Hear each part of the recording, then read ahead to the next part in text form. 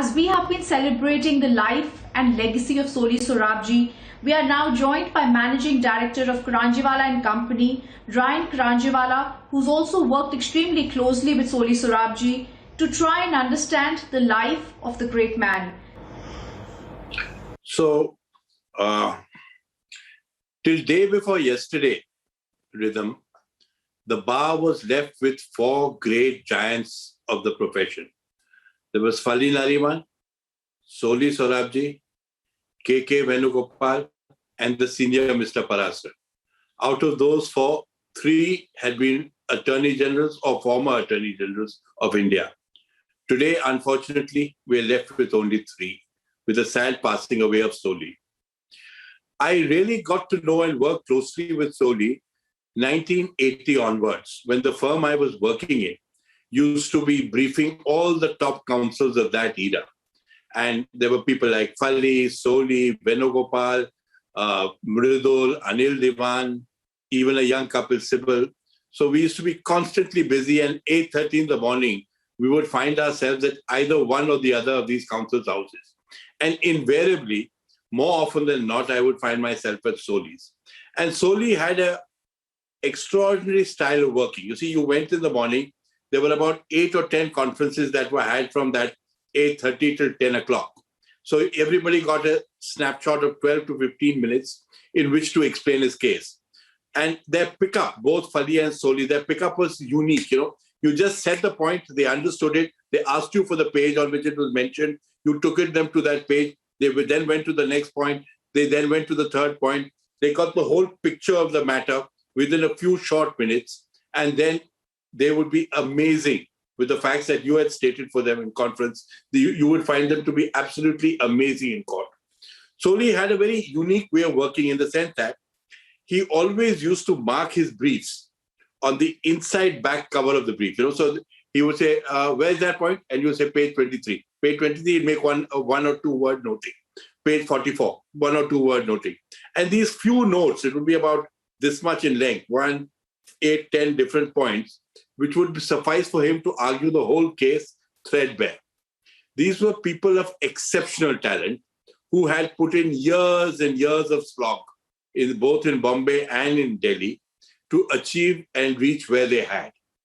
And the thing about Soli Fali was, you see, in my view, you can never really be a great counsel unless you have at that time a rivalry. For example, you need a McEnroe to make a balk. Fali and Soli were the counterfoil to each other. And in fact, most of the work, a lot of the work of the Supreme Court in those days was divided into these two camps. And you either found yourself going to one of them or to the other.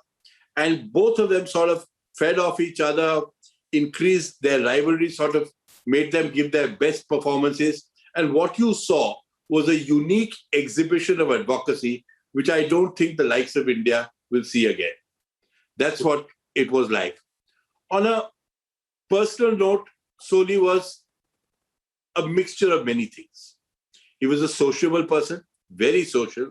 There used to be many parties at his house. People would come, people from all walks of life. There'd be journalists, there'd be ambassadors, there'd be bureaucrats, there'd be all kinds of people. There'd be young, there'd be old. He was extremely public-spirited and very fearless. And I saw that in the emergency.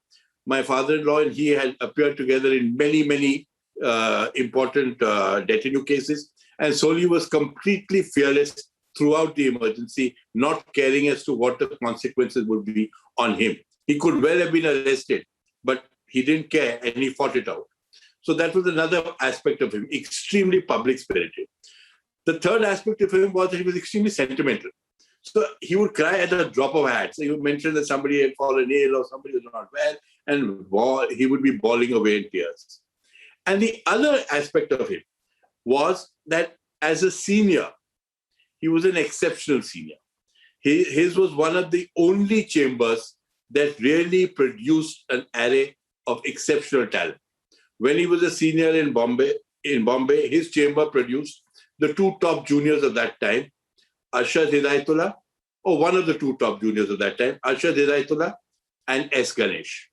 When he was in Delhi, his chambers produced Gopal Subramaniam and Harish Salve. I don't need to tell you more about them. So he was quite an amalgam of a human being, very interested in literature, very fond of jazz music.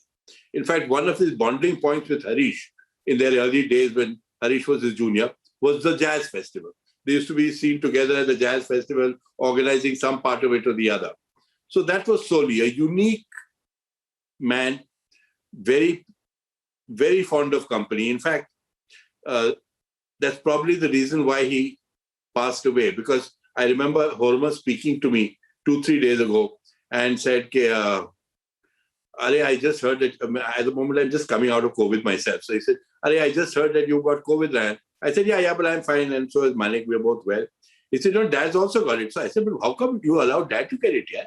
So he said, yeah, nobody can stop him till the end. He was going every day to the Indian International Center. He was a free spirit. He was unshackled in that sense. So those are my first blush reactions of Soli.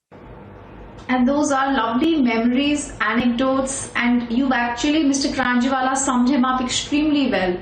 Extremely talented, and this only comes with years of practice. The emergency days, the freedom of speech that he defended, the early years, as well as till the very end, being free-spirited, whether it was at IIC, that particular room where he several times over called us to interview him, or several times when he had those parties where he gleefully asked all the gossip in the news circles. It is him who always wanted to be in the company of good friends, good music, jazz and good books. If I can come in here with just one last important point. The important thing also about him was, and this was very important, that unlike a lot of other people, the one thing he never cared for was money. He was never money greedy. He was never money oriented.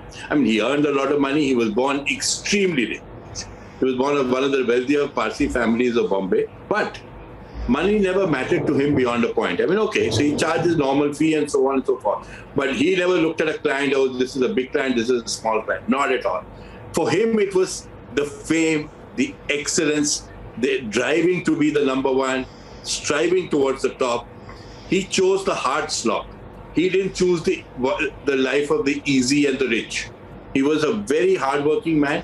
And I always noticed this about him. So he would happily do work free of cost without bothering about the fees for anybody who thought required it. Sir, absolutely, sir. That's remarkable, the ode you've paid to him, the different points that actually bring together the man that he was.